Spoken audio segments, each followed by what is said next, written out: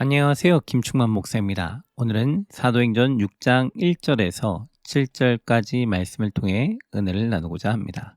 그때 제자가 더 많아졌는데 헬라파 유대인들이 자기의 가부들이 매일의 구제에 빠짐으로 히브리파 사람을 원망하니 12사도가 모든 제자를 불러 이르되 우리가 하나님의 말씀을 제쳐놓고 접대를 일삼는 것이 마땅하지 아니하니 형제들아 너희 가운데서 성령과 지혜가 충만하여 칭찬받는 사람 7을 택하라. 우리가 이 일을 그들에게 맡기고 우리는 오로지 기도하는 일과 말씀 사역에 힘쓰리라 하니 온 무리가 이 말을 기뻐하여 믿음과 성령이 충만한 사람 스데반과 또 빌립과 브로고로와 니가노르와 디몬과 바메나와 유대교에 입교했던 안디옥 사람 니골라를 택하여 사도들 앞에 세우니 사도들이 기도하고 그들에게 안수하니라. 하나님의 말씀이 점점 왕성하여 예루살렘에 있는 제자의 수가 더 심히 많아지고 허다한 제사장의 무리도 이 도에 복종하니라. 그때에 제자가 더 많아졌는데 헬라파 유대인들이 자기의 가부들이 매일의 구제에 빠짐으로 히브리파 사람을 원망하니 이 당시에 제자들이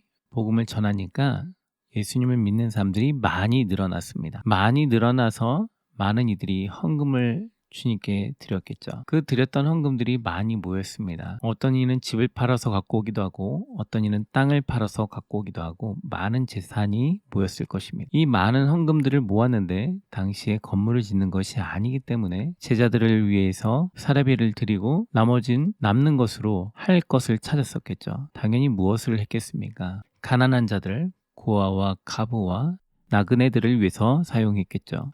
근데 여기서 특이점은 매일 구제했다라는 것입니다. 제자들이 헌금으로 매일 구제했습니다. 베드로의 설교로 5,000명이나 회개하는 등 여러 가지 사건들을 통해서 수많은 사람들이 모였을 테니까 그 헌금의 액수도 매우 컸겠죠. 그러다 보니까 그 돈으로 매일 구제를 할 수가 있었던 것이죠. 먹고 살기 힘든 자들을 위해서 식사를 사주고 옷을 사주며 그들을 돌보았겠죠. 왜냐하면 고대 사회는 농경 사회라 남자가 일을 하여서 농사를 지어야 하는데 가부라는 것은 남편이 없고 여자 혼자 아이를 키우는 경우가 많으니 당연히 나가서 농사를 짓기도 힘들고 어려운 사실이 아니겠습니까? 당연히 매우 가난하고 먹을 것도 없고 아이들 교육은 당연히 못할 것이고 정말 하루 벌어서 하루 먹기도 힘든 그런 사람들이었을 것입니다. 그들을 위해 매일 구제하였는데 그런데 갈등의 씨앗이 시작이 되었습니다. 그것은 무엇이었냐면 유대인의 땅에서 자라고 컸던 유대인들과 외국에서 자랐던 유대인들이 있는데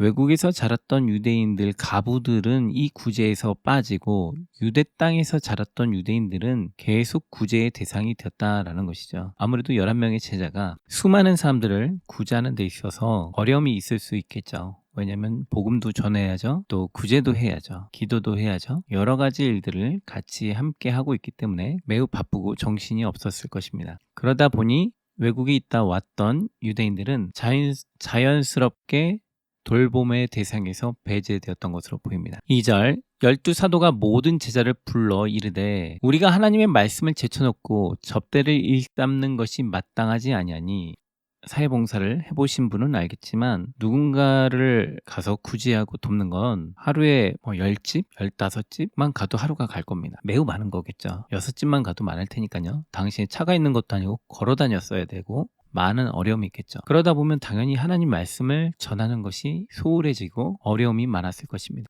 예수님께 직접적으로 배운 사람들은 누구입니까? 제자들이죠. 제자들이 이 일을 해야 되는데 구제하는 사역도 매우 중요하니까 놓을 수가 없는 겁니다. 우리는 말씀 사역이 중요하다고 말씀 사역에만 집중하는데 이 사도들도 말씀 사역이 중요한 거 알지만 구제 사역이 중요한 것을 알았기 때문에 구제하는 것을 실천했던 것이죠. 왜냐하면 대다수 헌금했던 사람들은 자신들의 직장이 있는 사람들이고 자신들의 일을 하는 사람들이기 때문에 이 헌금을 통하여 누군가를 도우려면 같이 함께 일해줄 사람들이 필요했던 것이죠. 즉 조직적인 교회가 생기기 시작하는 것입니다. 3절에 형제들아 너희 가운데서 성령과 지혜가 충만하여 칭찬받는 사람 7을 택하라. 우리가 이 일을 그들에게 맡기고 모든 무리들이 와서 예수님의 11 제자들이 하는 이야기를 듣고 동의했습니다. 그랬더니 이 11명의 제자들이 성령과 지혜가 충만한 사람, 칭찬받는 7을 택하라고 합니다. 제자들이 선출한 것이 아니라 너희들이 보고 같이 지내보니까 참 이 사람 성령 충만하고 이 사람 참 지혜가 있고 정말 칭찬받는 사람이다. 덕이 있는 사람이다. 그런 사람들을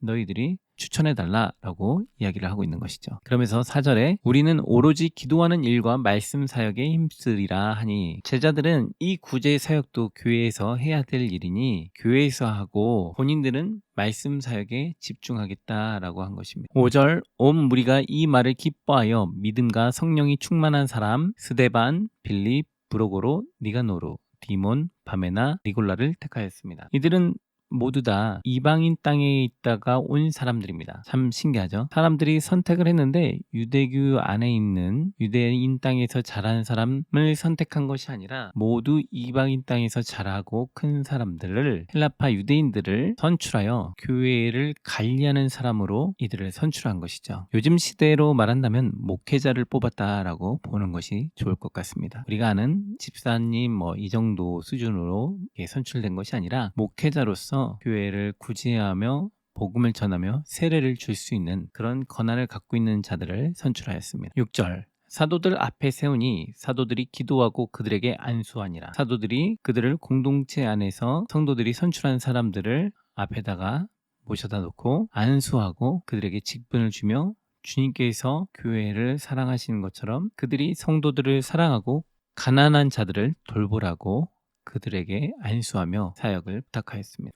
7절 하나님의 말씀이 점점 왕성하여 예루살렘에 있는 자의 수가 더 심히 많아지고 허다한 제사장의 무리도 이 도에 복종하니라. 기독교인들이 열심히 헌금해서 누군가에게 구제하고 가난한 자를 돕기 시작하였더니 사람들이 예수 그리스도를 더 많이 믿기도 하였습니다. 놀라운 기적도 있고 가난한 자를 구제하기도 하고 복음을 열심히 전하면서 예수가 하나님이라고 전하였습니다. 교회를 짓는 것도 아니고 헌금을 열심히 하여 이들이 하였던 일들은 구제와 봉사였습니다. 당연히 주변 사람들이 그리스도인들을 칭송하고 칭찬하였겠죠. 그러다 보니 제사장들도 예수를 하나님의 아들이다라고 깨닫고 돌아오기 시작하는 것이죠. 현대 유대인들도 예수 그리스도를 믿고 돌아오는 일들이 있는 것처럼 이때 당시에 사람들이 예수 그리스도를 믿고 돌아오는 것입니다. 우리는 지금 한국적인 시각과 서구적인 기독교 사상 안에서 예수 그리스도를 생각하니까 제사장이 믿는 것에 대해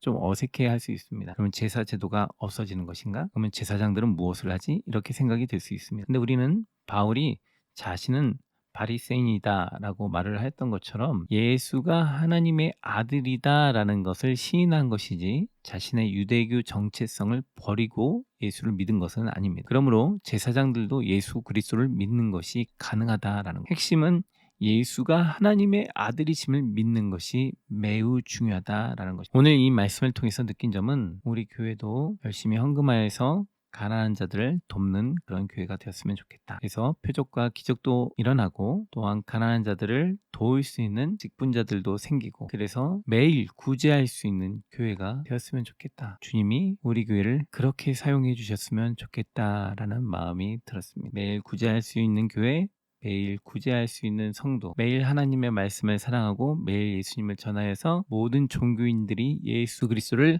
하나님의 아들이심을 시인하고 그들이 돌아올 수 있는 모습들, 그날이 속히 왔으면 좋겠다라는 생각이 들었습니다. 자신의 십자가를, 자신의 짐을 이젠 내려놓고 예수께 나와 무릎 꿇고 자신이 들고 있는 세상의 명예와 권력과 헛된 우상들을 다 버리고 주님께 나와 주님을 섬길 수 있는 세상의 모든 자들이 다 예수 그리스도를 섬기는 자들로 되었으면 좋겠습니다. 오늘 하루도 주님 안에서 큰 은혜와 평강 가운데 행복하시길 축복합니다. 감사합니다. 함께 은혜를 나눌 수 있어서 감사합니다. 말씀을 들으시고 각자 느끼신 바가 있으시다면 그것을 댓글로 달아주시면 다른 성도분들도 함께 도전받고 위로받을 수 있을 것 같습니다. 구독과 알람 설정을 통해 함께 말씀을 나누길 소망합니다. 또한 다른 분들에게도 공유해 주셔서 함께 신앙 안에서 성장했으면 좋겠습니다. 감사합니다.